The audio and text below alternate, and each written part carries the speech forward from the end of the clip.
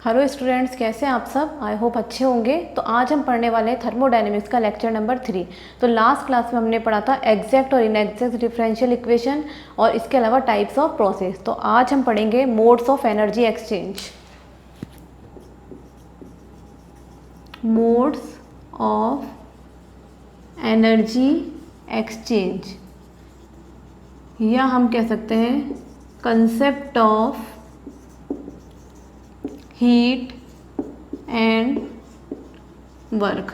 तो देखो, modes of energy exchange का मतलब एनर्जी का एक्सचेंज किस तरह से होता है। ठीक है, तो देखो सिस्टम और सराउंडिंग के बीच में एनर्जी एक्सचेंज करने के हमारे पास में ओनली एंड ओनली 2 मेथड्स होते हैं। ठीक है, अब देखिए, या तो सिस्टम क्या करेगा, एनर्जी को लूज करेगा, या क्या करता है वो सराउंडिंग से एनर्जी को गेन करता है। ठीक है, तो इन दोनों में ही प्रोसेस में क्या होता है, एनर्जी का एक्सचेंज होता है। और एनर्जी का एक्सचेंज जब होगा तो ये इसके क्या होंगे, ओनली 2 मेथड्स होते हैं। एक होता है हमारे पास में वर्क और एक होता है हमारे पास में हीट।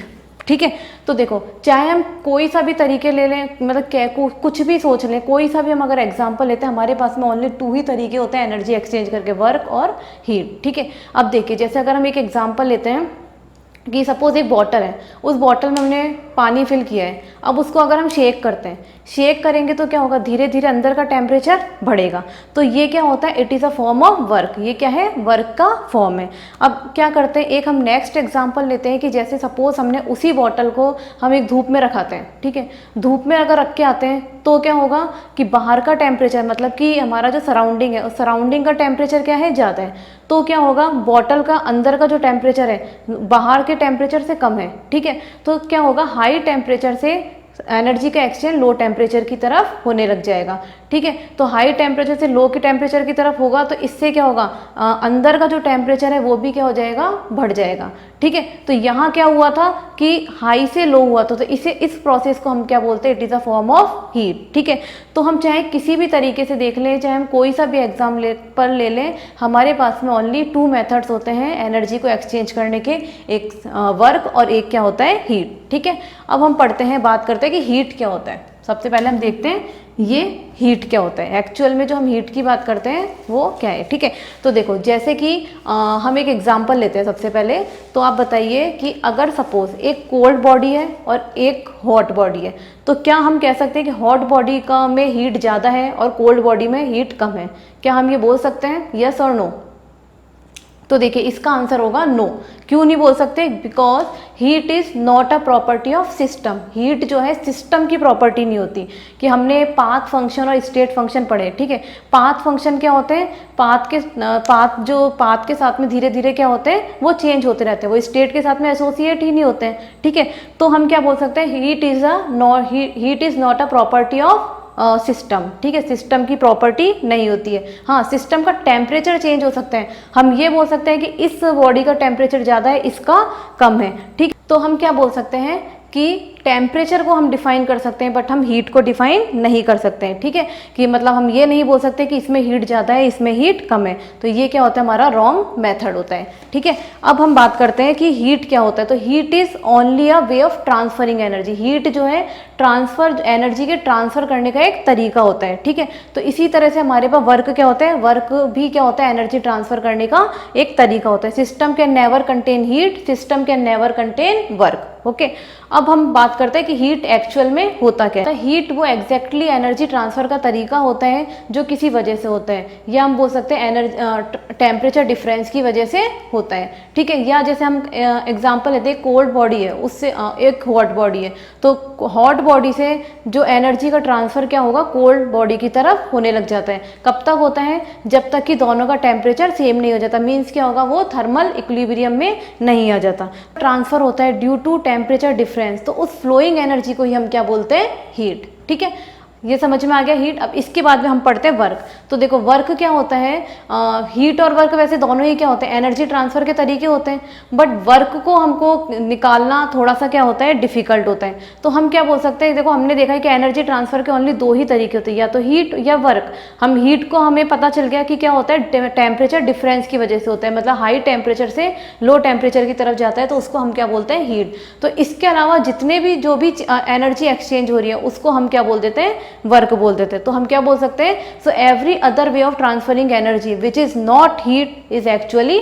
वर्क। ठीक है, कि जैसे हम क्या बोलते हैं कि एक बॉटल है, बॉटल को शेक करेंगे, बॉटल को शेक करने से क्या होगा, उसके अंदर का टेम्परेचर धीरे धीरे बढ़ेगा और पानी क्या होगा, गर्म होगा। बट वहाँ पर क्या हो रहा है, ये जो है बॉटल को पानी को शेक करने से टेम्परेचर का डिफरेंस नहीं हो रहा, मतलब कि ऐसा नहीं हो रहा कि एक हॉट बॉडी से कोल्ड बॉडी की तरफ आ रहा है, तो उसी को शेक करने पर अंदर का टेम्परेचर बढ़ रहा है, तो उसको हम क्या बोलते थे, वर्क। ठीक है, और इसी तरह से क्या करते हैं हम, अगर पानी में रॉड डाल देते हैं, पानी में रॉड डाल देते हैं, तो वहाँ पर जो एनर्जी का एक्सचेंज होगा वो क्या हो गया, हमारा मैकेनिकली वर्क।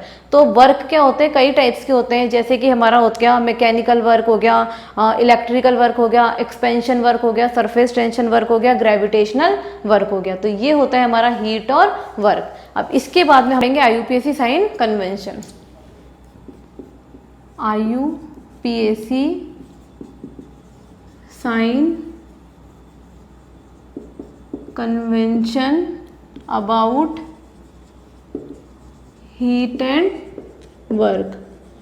तो क्या था, हीट और वर्क के लिए IUPAC ने कुछ साइन नोटेशन किए थे, वो क्या होते हैं देखो, if work done by the system, इसका मतलब क्या हो गया कि अगर सिस्टम के द्वारा अगर वर्क किया जाता है, इसको हम क्या बोल देते हैं, एक्सपेंशन। तो W क्या होता है, वर्क हमारा नेगेटिव होगा। ठीक है, और क्या होगा, if work done on the system, या इसको हम बोलते हैं, एक तो क्या है, सिस्टम के द्वारा वर्क किया जाता है जिसको हम एक्सपेंशन बोलते हैं, तो हमारा वर्क क्या आएगा, नेगेटिव होगा। ठीक है, और एक है work done on the system, मतलब सिस्टम पर वर्क हो रहा है, तो ये इसको क्या बोलते हैं, सिस्टम पर वर्क हो रहा है तो कंप्रेशन। तो यहाँ क्या होगा, W पॉजिटिव। ठीक है, इसी तरह से क्या होगा कि अगर if heat absorbed by the system, मतलब क्या हो गया, एंडोथर्मिक। सिस्टम के द्वारा क्या, अगर हीट क्या है वो एब्जॉर्ब कर रहा है, मतलब सिस्टम क्या है, हीट को ले रहा है, तो क्या हो गया, उसको हम बोलते हैं एंडोथर्मिक। और इसमें क्या हो गया, Q पॉजिटिव। Q की वैल्यू क्या हो गई, पॉजिटिव। हीट को हम Q से डिनोट करते हैं, तो ये क्या हो गया, पॉजिटिव। और अगर सिस्टम से क्या होगा, हीट बाहर निकल रही है, if heat evolve by the system, तो इसको हम बोलते हैं एक्सोथर्मिक। यहाँ Q होता है नेगेटिव। तो मतलब क्या हो गया कि अगर सिस्टम के द्वारा वर्क होता है तो क्या हो गया, W नेगेटिव, और अगर ऑन द सिस्टम वर्क होता है तो क्या हो गया, W पॉजिटिव। अगर सिस्टम में हीट आ रही है जिसको हम बोलते हैं एंडोथर्मिक, तो Q पॉजिटिव, और सिस्टम से हीट बाहर निकल रही है तो उसको हम बोलते हैं एक्सोथर्मिक, और Q क्या हो गया, हमारा नेगेटिव। ठीक है, अब इसके बाद में हम बात करते हैं वर्क की, कि वर्क देखते हैं क्या होता है।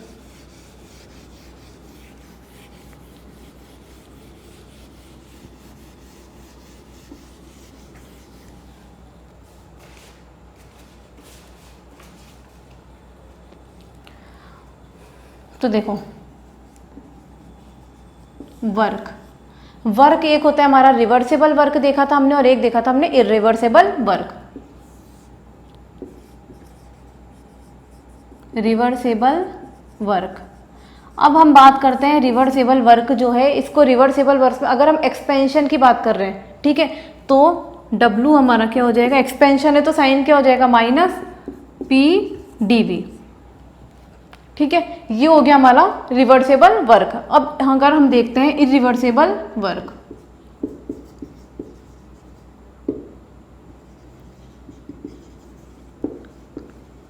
इरिवर्सेबल वर्क की अगर हम बात करते हैं तो यहाँ इरिवर्सेबल प्रोसेस में क्या होता है, हमें एक्सटर्नल प्रेशर जो है हमारा बहुत ज़्यादा होता है। ठीक है, तो W क्या होता है, -P एक्सटर्नल डेल्टा V। ठीक है, ये हम इसको बोल सकते हैं W = -P external delta V या dV। ठीक है, अब ये जो होता है वर्क इरिवर्सेबल में, या तो क्या होगा इन वैक्यूम, ठीक है। अगर ये क्या होता है, वैक्यूम में होता है, तो P एक्सटर्नल हमारा क्या होता है, 0। और P एक्सटर्नल अगर 0 है तो W इरिवर्सेबल भी क्या हो जाएगा, 0। इसको हम बोलते हैं कॉल्ड फ्री एक्सपेंशन। ठीक है। और अगर हम क्या करते हैं, अगेंस्ट कांस्टेंट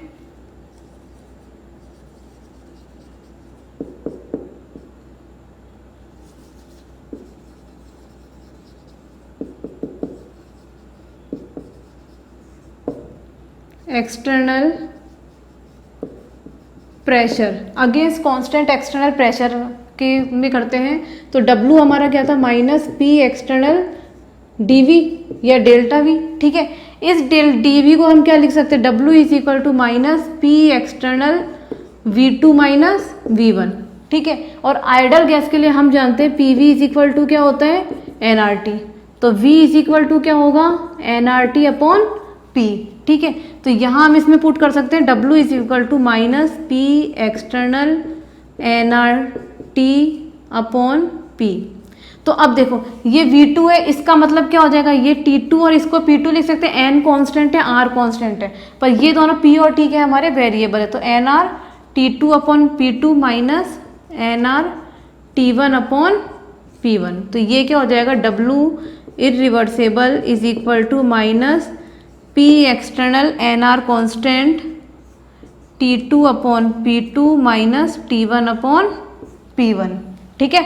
तो हम ये रिवर्सेबल वर्क और इरिवर्सेबल वर्क को निकाल सकते हैं। अब देखो अगर हम ये देखते हैं कि W is equal to minus P delta भी कैसे होता है, या PdV। ठीक है। तो एक बार इसको भी देखते हैं, ये W is equal to PdV कैसे होता है, इसको कैलकुलेट करते हैं।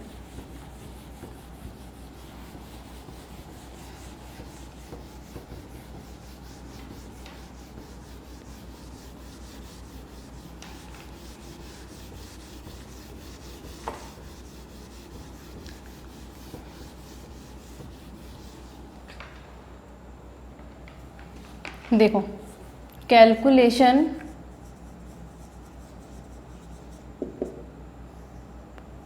Of work done in isothermal reversible expansion. इसमें हमको वर्क निकालना है, रिवर्सेबल एक्सपेंशन कर रहे हैं और क्या है, आइसोथर्मल प्रोसेस है। ठीक है। तो देखो सबसे पहले हम क्या करते हैं, एक डायग्राम बनाते हैं। एक सिलेंडर लेते हैं,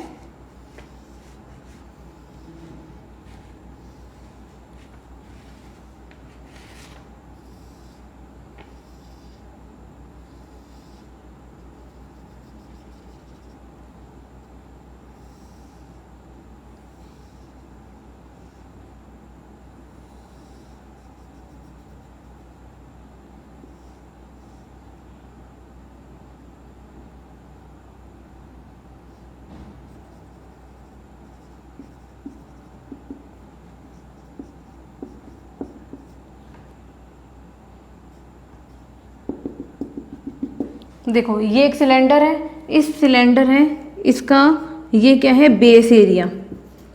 बेस एरिया है जिसकी वैल्यू है हमारी A। ठीक है। ये क्या है, इसके अंदर सिलेंडर में गैस भरी हुई है। ठीक है।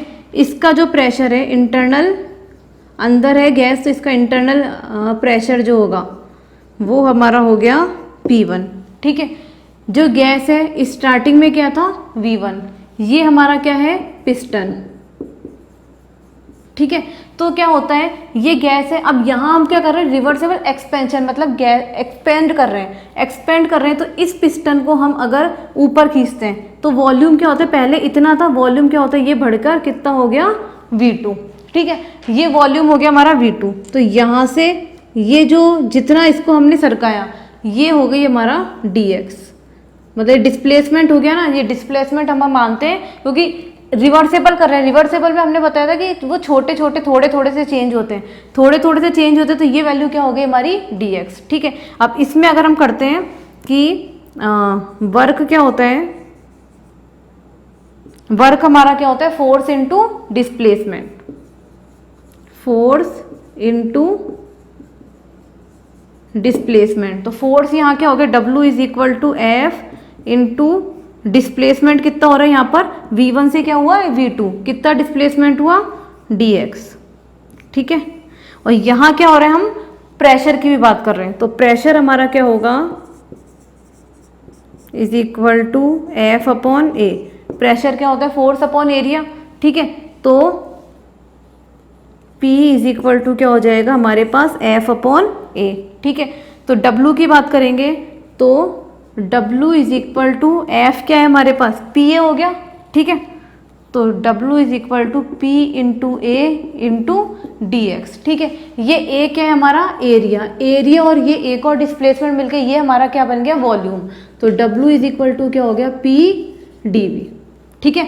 ये हो गया पी डी वी। तो इस तरह से हमारा ये पी डी वी को हम कैलकुलेट करते हैं। अब ये क्या है हमारा, एक्सपेंशन है। एक्सपेंशन है मतलब क्या हो रहा है कि एक्सपेंड कर रहे हैं, बाय द सिस्टम वर्क हो रहा है। तो W इज इक्वल टू क्या हो जाता है हमारा माइनस पी डी वी, ठीक है। अब इसके बाद में हम जो वर्क देखा, इसका मतलब वर्क क्या होता है, W is equal to minus P d V हो गया। और इस जो इरिवर्सिबल वर्क होता है W इज इक्वल टू, क्योंकि उसमें हम एक्सटर्नल प्रेशर लेते हैं तो W is equal to minus का P एक्सटर्नल डी वी हो गया। अब इसी वर्क को अगर हम अलग अलग जो हमने नेक्स्ट वीडियो में, लास्ट वीडियो में जो देखे थे प्रोसेस जो देखे थे, अब उन प्रोसेस में अगर हम लगा कर देखते हैं तो देखिए वर्क क्या आता है। सबसे पहले हम देखते हैं आइसोथर्मल प्रोसेस। आइसोथर्मल में एक तो यही हो ही गया, W is equal to minus P d we.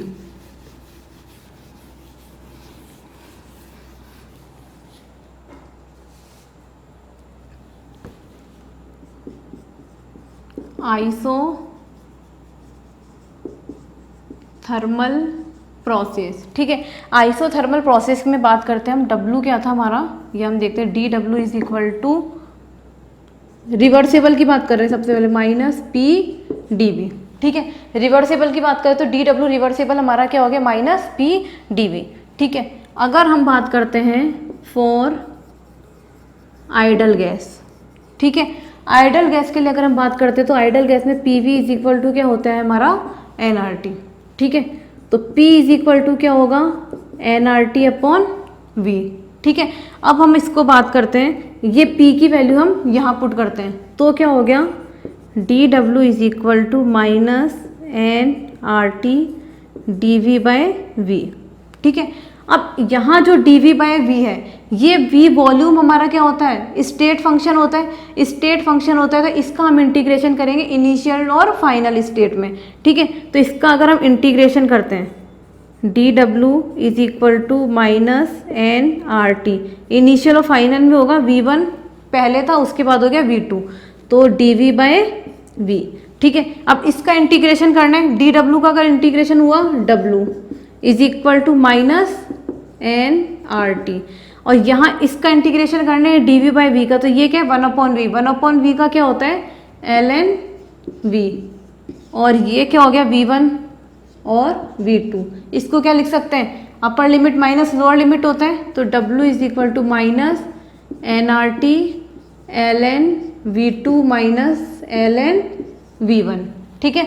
इसको क्या लिख सकते हैं, W is equal to minus n R T ln V2 by V1।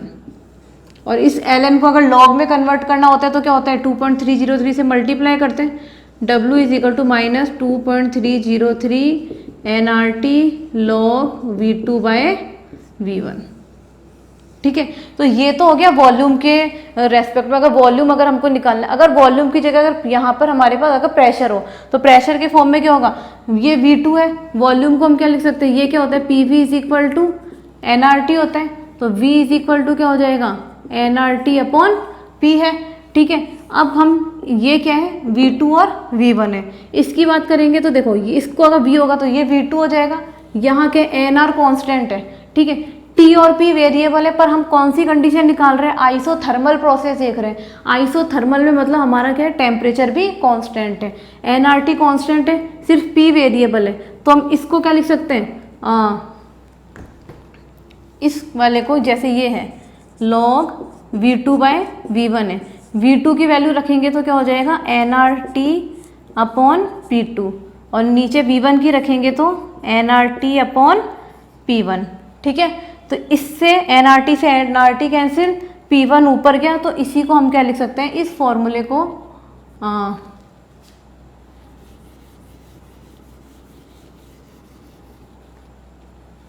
W is equal to minus 2.303 nRT log, ये ऊपर गया तो P1 bye P2।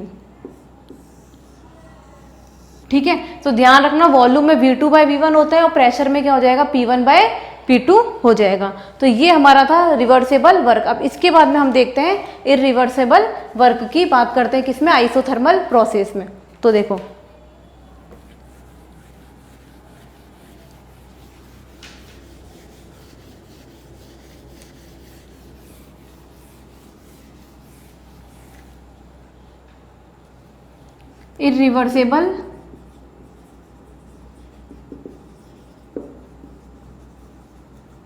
Irreversible process की बात करते हैं। ठीक है, तो W irreversible is equal to क्या हो जाएगा, माइनस का P एक्सटर्नल dV होता है।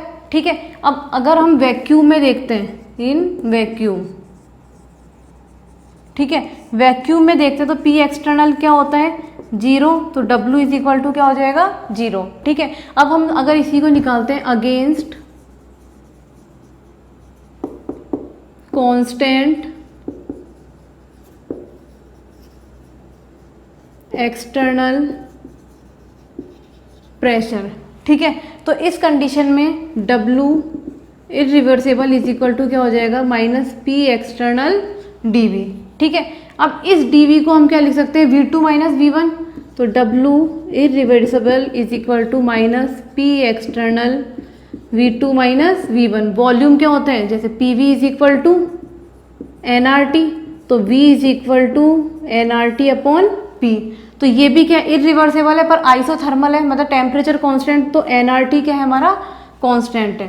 तो इसको क्या लिख सकते हैं, W irreversible is equal to minus P external nRT upon P2 minus nRT upon P1। nRT यहाँ से क्या आ जाएगा, कांस्टेंट, तो W irreversible is equal to minus P external nRT और 1 upon P2 minus 1 upon P1। ठीक है, ये हो गया। और हमने क्या देखा था, रिवर्सेबल और इरिवर्सेबल प्रोसेस जब हमने पढ़े थे तो उसमें हमने जब देखा था रिवर्सेबल का ग्राफ कैसा था, हमने ये देखा था ग्राफ, ठीक है, और इरिवर्सेबल का जो ग्राफ हमने देखा था वो देखा था ये। तो इसमें क्या देखा था, वर्क जो है रिवर्सेबल का ज़्यादा होता है इरिवर्सेबल से, तो W रिवर्सेबल क्या होता है, ज़्यादा होता है W इरिवर्सेबल से, और वर्क ज़्यादा है तो इसका मतलब हीट भी क्या होगी, रिवर्सेबल की ज़्यादा होगी, Q रिवर्सेबल ज़्यादा होगा Q इरिवर्सेबल से। तो ये जो दोनों फॉर्मूल हैं, ध्यान रखना, ये किसमें, आइसोथर्मल में। तो अगर हम जैसे न्यूमेरिकल करते हैं तो उसमें हमें कंडीशन भी देखनी पड़ेगी, कौन सी कंडीशन, अगर आइसोथर्मल कंडीशन है तो फॉर्मूले हमारे कौन से लगेंगे, ये इसमें इरिवर्सेबल प्रोसेस है तो P external nRT 1 upon P2 minus 1 upon P1, और अगर रिवर्सेबल प्रोसेस है तो कौन सा वाला लगेगा, इससे पहले वाला, W is equal to minus 2.303 nRT log V2 by V1। Okay, अब ये हमने देखा था आइसोथर्मल प्रोसेस। इसके बाद में हम देखते हैं isobaric process.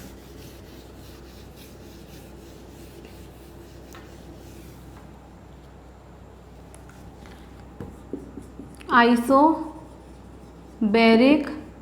Process, isobaric process का मतलब यहाँ क्या हो गया, हमारा प्रेशर कांस्टेंट होता है जिसको हम बोलते हैं समदाबीय। ठीक है, तो W is equal to minus P delta V होता है। ठीक है, इसको क्या लिख सकते हैं, W is equal to minus P V2 minus V1 लिख सकते हैं। यहाँ क्या होता है, प्रेशर कांस्टेंट होता है, तो PV इज इक्वल टू क्या होता है, nRT होता है।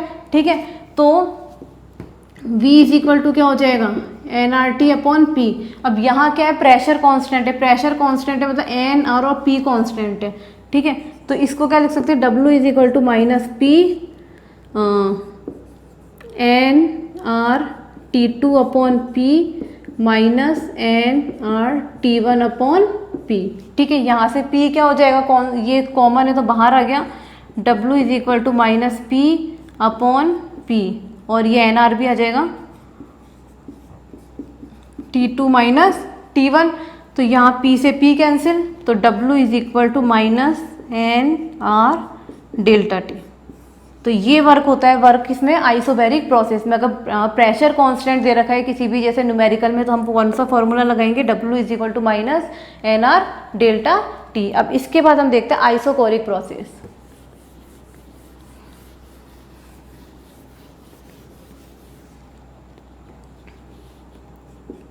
आइसोकोरिक प्रोसेस जिसे हम बोलते हैं सम आयतनिक, ठीक है। तो आइसोकोरिक में क्या हो गया, dV इज इक्वल टू 0। तो यहाँ अगर हम देखते हैं W इज इक्वल टू क्या होता है, माइनस PdV, ठीक है। W is equal to minus PdV होता है, dV 0 है, तो इसका मतलब W यहाँ क्या हो जाएगा, 0 हो जाएगा, ठीक है। तो आइसोकोरिक में या सम आयतनिक में क्या होता है, वर्क हमारा 0 होता है। अब इसके बाद हम देखते हैं एडियाबैटिक प्रोसेस, या जिसको हम बोलते हैं रुद्धोष्म प्रक्रम। इसमें अगर हम वर्क निकालते हैं, एडियाबैटिक प्रोसेस, ठीक है। एडियाबैटिक प्रोसेस में मतलब क्या होता है, हीट का सप्लाई नहीं होता, हीट का सप्लाई नहीं होता, इसका मतलब Q इज इक्वल टू क्या होता है, हमारा 0 होता है, ठीक है। अब देखो, इसको हम वैसे डिटेल में आगे पढ़ेंगे, पर फिर भी हम देखते हैं, जैसे थर्मोडायनेमिक्स का फर्स्ट लॉ भी आगे पढ़ेंगे, तो क्या होता है, DE इज इक्वल टू क्या होता है, DQ प्लस DW होता है, ठीक है। अब उसमें क्या होता है, ये DQ क्या हो जाएगा, 0 हो जाएगा, तो क्या बचता है, DE is equal to DW, और ये किसके इक्वल होता है, NCV dt। जब ये हम हीट कैपेसिटी पढ़ेंगे उसमें आएगा ये NCV dt के इक्वल क्या होता है। बाकी ये है DE इज इक्वल टू क्या होता है, DW, ठीक है। या हम एक रिलेशन पढ़ेंगे जब हीट कैपेसिटी पढ़ेंगे, CP और CV। तो अगर आपको याद हो, वैसे 11th में पढ़ा है आपने, CP minus CV is equal to क्या होता है, R होता है। अब इसमें अगर हम CV का डिवाइड कर देते तो क्या होगा, CP by CV minus CV by CV is equal to R upon CV। तो CP बाय CV जो है, इसको हम बोलते हैं gamma minus 1 is equal to R upon CV, ठीक है। तो इसमें क्या हो जाएगा, हमारा गामा माइनस 1 हो गया, R अपॉन CV हो गया, तो यह CV इज इक्वल टू क्या हो जाएगा, R अपॉन गामा माइनस 1, ठीक है। ये हो गया। अब ये क्या होता है हमारा, वह CV NCV dt होता है। इसमें ये वैल्यू अगर हम CV की पुट करते हैं तो क्या हो जाएगा, W हमारा, W is equal to N R gamma minus 1, dt को क्या लिख सकते हैं, T2 माइनस T1। तो ये हो गया हमारा वर्क हो गया, ठीक है। और इसी को अगर हम क्या है, टेम्परेचर की फॉर्म में, टेम्परेचर की फॉर्म की जगह अगर हम इसको क्या कर सकते हैं, आइडल गैस के लिए, तो PV is equal to nRT होता है, ठीक है।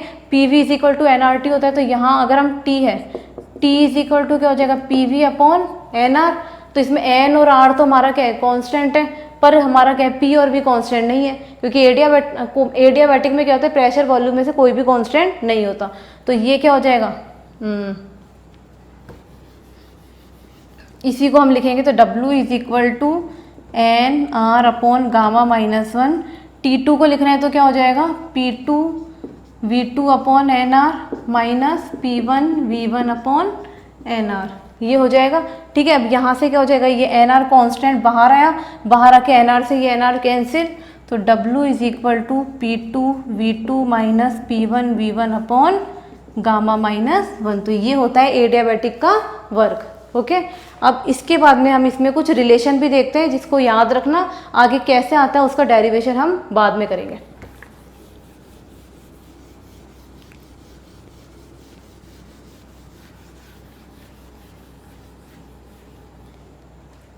देखो, रिलेशनशिप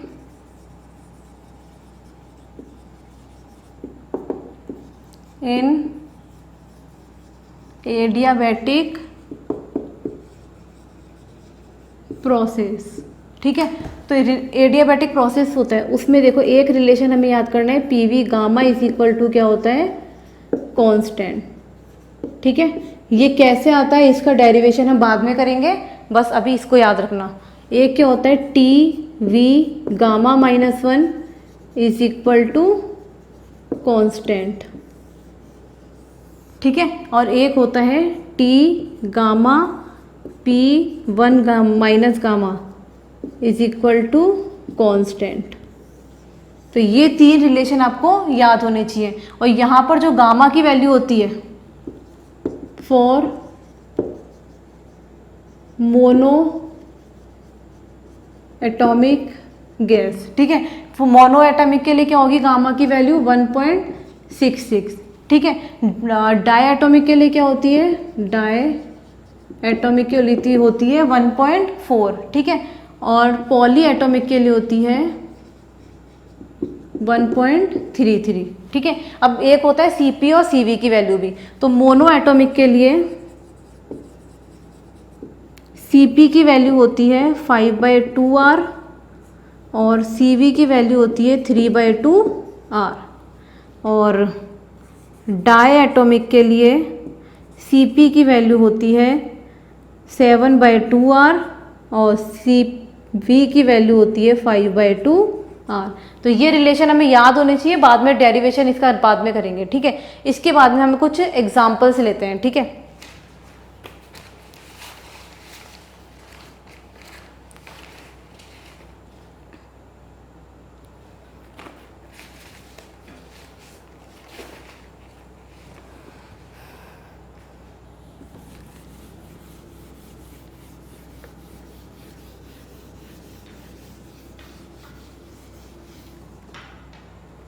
हमने जो पढ़ा है इस बेस पर हम क्या करते हैं, एक एग्जाम्पल लेते हैं, ठीक है। तो देखिए एक क्वेश्चन लिखते हैं। क्वेश्चन आप देखिए क्या है, a gas expand from initial pressure of 1 atm to a final pressure of 0.1 atmosphere at constant temperature 273 Kelvin. If gas is 1 mole, then calculate W and Q for isothermal reversible expansion, ठीक है। और इसी में second question है 10 ग्राम of argon is compressed isothermally and reversible at a temperature of 27 degrees Celsius from 10 liter to 5 liter. Calculate W and Q, ठीक है। हमारे पास में क्या है, ये दो क्वेश्चंस हैं, ठीक है। तो सबसे पहले देखो फर्स्ट क्वेश्चन हम करते हैं, इसमें क्या दे रखा है, a gas expand from initial pressure of 1, मतलब गैस एक्सपेंड हो रही है कहाँ से कहाँ तक, इनिशियल प्रेशर। इनिशियल प्रेशर का मतलब P1 हमारे पास क्या गिवन है, आंसर करते हैं इसका। इनिशियल प्रेशर है मतलब P1 क्या हो गया 1 atm atmosphere to a final pressure of 0.1 atm, मतलब 1 से कहाँ तक हो रहा है इसका एक्सपेंड 0.1 तक। P2 हमारा क्या हो गया 0.1 atm। और हमें देखिए साइन में कोई कंफ्यूज नहीं करना, कंफ्यूज नहीं होना कि जैसे W नेगेटिव आएगा पॉजिटिव, आपको सिर्फ एक एक्सपेंशन का याद रखो, और जो भी वर्क होगा वो हम अपने आप ही पॉजिटिव नेगेटिव में लास्ट में हो जाता है, ठीक है। तो P1 क्या हो गया 1 atm, P2 क्या हो गया 0.1 atm, ठीक है। इसके बाद at constant temperature, constant temperature इसका मतलब क्या हो गया आइसोथर्मल ही, वैसे नीचे लिखा भी आइसोथर्मल रिवर्सिबल एक्सपेंशन, नहीं भी लिखा हो तो हमें पता है कांस्टेंट टेम्परेचर इसका मतलब आइसोथर्मल होगा। टेम्परेचर की वैल्यू क्या है 273 केल्विन, और ध्यान रखना टेम्परेचर यहाँ अगर डिग्री सेल्सियस में दिया हो तो उसको हमें क्या करना है केल्विन में कन्वर्ट करना है, ठीक है। इफ गैस इज 1 मोल, इसका मतलब N क्या है 1 mole, then calculate W and Q, ठीक है। W और Q निकालना है। तो देखो W और Q क्या होता है, अगर हम W निकाल लेते हैं तो Q क्या होता है सेम होता है, बस उसमें Q का साइन क्या होता है चेंज हो जाता है, ठीक है। W अगर नेगेटिव है तो Q क्या होगा हमारा पॉजिटिव होगा, ठीक है। तो देखो सबसे पहले हम निकालते हैं W, ठीक है। W निकालेंगे। आइसोथर्मल में P1 और P2 दिया है तो फॉर्मूला क्या लिखेगा, देखो पीछे मैंने लिखा है, बताया है तुम्हें, -2.303 nRT log P1 upon P2, ठीक है। इसमें ये सारी वैल्यूज पुट करेंगे, -2.303 इंटू एन की वैल्यू क्या है 1 इंटू, अब R की वैल्यू यहाँ पर रखनी है। R की वैल्यू हम कौन सी रखेंगे, देखो 8.314, ठीक है, 8.314 रखेंगे, या हम इसको आगे लिख सकते हैं। देखो इसके यूनिट रखने के लिए सबसे पहले देखो ये P1 P2 है कि ये हमसे किस में पूछ रहा है, उस हिसाब से वर्क किस में निकालना होता है, हमें जूल में निकाल सकते हैं। तो जूल में निकालने के लिए देखो अगर हम यूनिट की बात करते थे, -2.303 इंटू एन की वैल्यू क्या है 1 मोल, ठीक है। टेम्परेचर अगर हम यहाँ पर रखते हैं आर की वैल्यू 8.314 जूल पर केल्विन पर मोल, ठीक है। 8.3 किस में होती है, जूल में होती है। इसकी जगह हम क्या रखते हैं, आर की जो होती है 3 वैल्यूज होती है, कौन कौन सी होती है, देखो यहाँ बताते हैं। एक होती है 8.314 जूल पर केल्विन पर मोल, एक होती है आर की वैल्यू 1.98, या इसको हम लिख सकते हैं 2 कैलोरी पर केल्विन पर मोल, ठीक है। और एक आर की वैल्यू होती है 0.02, ये होती है एटमॉस्फेयर पर केल्विन पर मोल। ये हमारी 3 वैल्यू होती हैं। तो देखो 2.303 अगर हम यहाँ पर कैलोरी वाली लिखते हैं, क्योंकि 2 लिख सकते हैं इसको, इसलिए इससे कैलकुलेशन करने में इजी होगा, 2 कैलोरी पर केल्विन पर मोल, ठीक है। इसके बाद टेम्परेचर हमारा कितना है 273 लॉग P1 की वैल्यू हमारे पास कितनी थी 1 और P2 की वैल्यू क्या है 0.1, ठीक है। अब देखो यहाँ मोल से ये मोल कैंसिल, ठीक है। 273 ये क्या था केल्विन में, केल्विन से ये पर केल्विन तो जो W हमारा जो आएगा वो किस में आएगा, कैलोरी में। अगर हम 8.314 रखते तो ये किस में होता है, जूल पर केल्विन पर मोल में होता है, तो आंसर वर्क हमारा किस में आ जाता है, जूल में आ जाता, ठीक है।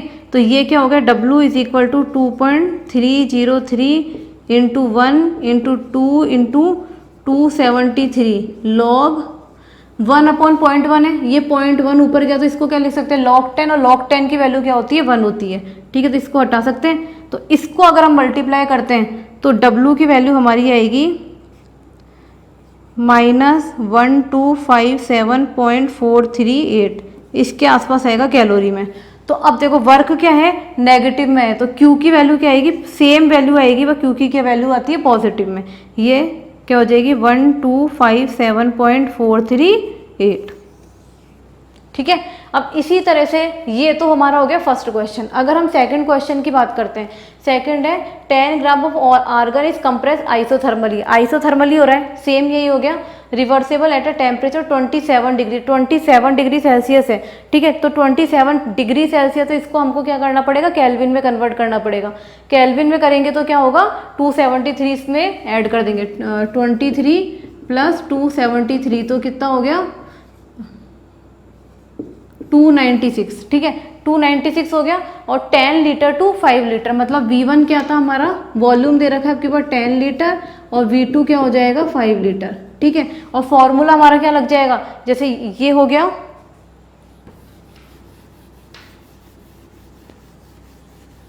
यहाँ जो फॉर्मूला आएगा वो आएगा W is equal to -2.303 nRT log volume दे रखा है तो क्या होगा V2/V1, ठीक है। अब इसमें ये सारी वैल्यूज पुट करेंगे, वैल्यूज पुट करके जो आंसर आएगा वो हमारा आएगा W इज इक्वल टू 103.98, ठीक है। वर्क ही आएगा तो हमारा हीट जो हो जाएगा क्या होगा, साइन चेंज होता है, वैल्यू सेम रहती है, तो -103.98, ठीक है।